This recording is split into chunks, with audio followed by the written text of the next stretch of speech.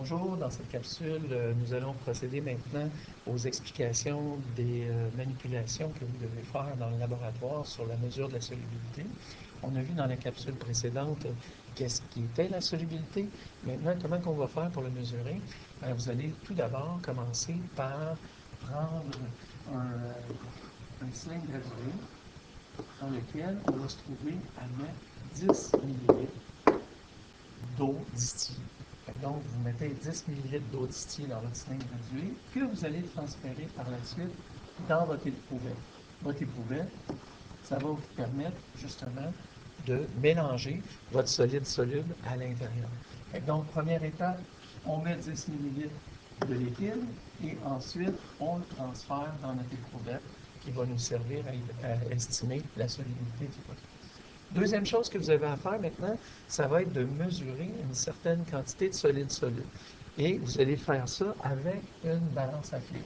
Donc, il faut se rappeler que là, quand on utilise une balance puis qu'on veut mesurer un solide soluble, vous allez avoir besoin d'utiliser un pèse-matière. Le pèse-matière a une certaine masse.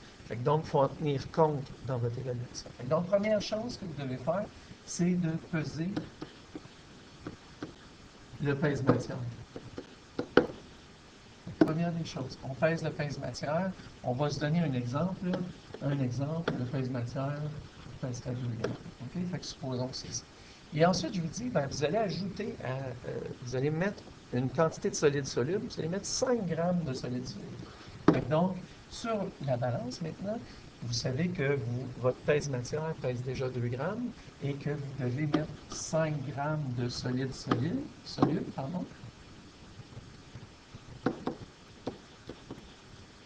Donc, qu'est-ce que vous allez faire? Vous allez ajouter votre 5 grammes aux 2 grammes. Donc, sur votre balance, vous allez en arriver à un total de 7 grammes. Toujours comme exemple, vous pouvez prendre vos valeurs en fonction de votre pèse-matière et de votre balance. Donc, maintenant, on a une quantité X, on a notre quantité de 5 grammes de solide soluble. On a une quantité de solvant qui est de 10 millilitres. Il faut se rappeler que 10 ml, sa valeur en litres va être de 0,01 litre. On se rappelle toujours que 10 milli, ce que ça représente, c'est 10 millièmes de litre. OK? Donc, en faisant ça, on va arriver à la réponse de 0,01 litre. Pourquoi que je vous dis ça? Parce que la solubilité, elle, est exprimée en grammes par litre. Donc, très important que vous convertissiez tout de suite, le plus rapidement possible, pour ne pas faire d'erreur, vos millilitres en litres. Si vous ne le faites pas au départ, vous aurez juste besoin de le faire par la suite en faisant un produit croisé. Donc, première chose, maintenant, si je retourne en arrière, je vais dire, je pèse mon pèse-matière à 2 grammes. Je veux m'assurer d'avoir 5 grammes de solide soluble, donc j'ajoute 5 grammes à mon pèse-matière. J'ai un volume maintenant, ou plutôt j'ai une masse de 7 grammes. Étape suivante, on va commencer à ajouter du solide soluble dans notre éprouvette. On sait qu'en faisant ça, qu'est-ce qui va se passer? On sait que notre concentration est égale à la masse sur le volume. Quand j'augmente la masse, nécessairement, j'augmente la concentration. Donc, on ajoute du solide soluble à l'intérieur de notre éprouvette. Donc, j'en reviens encore de cette façon-là. On ajoute du solide soluble. On le prend d'où, ce solide soluble-là? Bien, on doit le prendre à l'intérieur de notre pèse-matière, parce que vous allez voir qu'à la toute fin, on ajoute notre solide soluble avec l'intention d'arriver à un point où il va y avoir quelques grains dans le fond.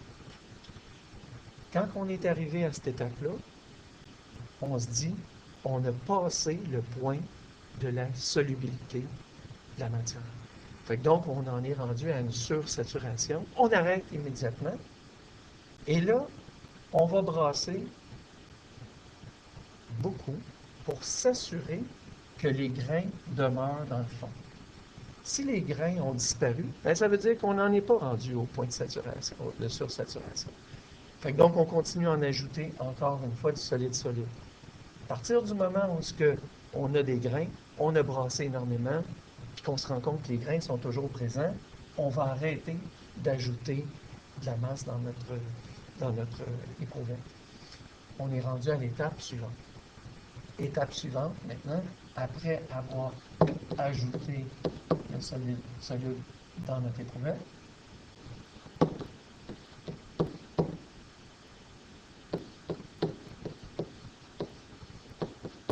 ce qu'on va faire maintenant, ça va être de déterminer quelle est sa solubilité. Pour faire ça, je ne suis pas capable de savoir combien de solubles j'ai mis dans mon éprouvette. Mais par contre, je connais combien de solides solubles j'avais au départ. J'en avais 5 grammes. Et si je pèse à nouveau ma nacelle avec ce qui reste de solide soluble, ben, supposons qu'il reste 3 grammes, ben, je sais que ce qui va me le 5 grammes moins le 3 grammes, c'est le 2 grammes que je vais avoir mis à l'intérieur de l'éprouvette. Donc, j'arrive à un résultat de 2 grammes déposés à l'intérieur d'une éprouvette dont le volume de la solution est approximativement de 10 ml. Évidemment, je dis approximativement 10 ml parce que, en ayant ajouté notre solide soluble, on a fait monter le volume, mais d'une façon négligeable, donc on peut le considérer comme étant le volume de la solution.